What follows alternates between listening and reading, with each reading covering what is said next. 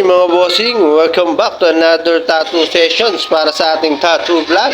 Ang project natin ngayon ay minimal lang mga boss. At syempre, bago tayo magumpisa, kagaya ng ating pang-araw-araw na gawain, ipagluto muna natin ang nagbibigay inspirasyon sa akin ng aking mahal na asawa at napakagandang anak. Kagaya ngayon mga boss, kahit minimal lang yung tattoo natin, ibinablog pa rin natin.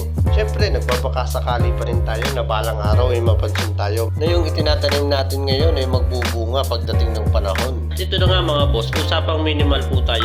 Marami po kasing nag-i-inquire at nagtatanong sa atin kung bakit meron pa po tayong minimal na tinatawag mga boss. Sa minimal mga boss, dito kasi mag-uumpisa yung laki at presyo ng ating tattoo. Meron kasing mga kliyente na tumatawad pa sa minimum na presyo pag yung kanilang design ay mas maliit pa sa minimal na sukat. Pero syempre mga boss, ipinaliliwanag natin sa mga kliyente natin na hindi na pwedeng bawasan yung minimal na presyo. Halimbawa na lang mga boss, may isang kliyente na gusto magpatato ng tuldok at yung isang kliyente naman ay 3x3 ang sukat ng kanyang ipatatato. Pareho lang din po ang presyo niyan mga boss, kahit na yung kanya ay tuldok lang at yung kanya ay 3x3 ang sukat. Kasi yung magagamit natin dito tulad ng needle, gloves, karayom, ink at iba pa mga boss ay pareho lang din. At yung tattoo na mas lalaki pa sa minimum na sukat ay iba na rin ang presyo mga boss. At ito, tapos na tayo. Maraming salamat sa panonood. Hanggang sa muli. Power!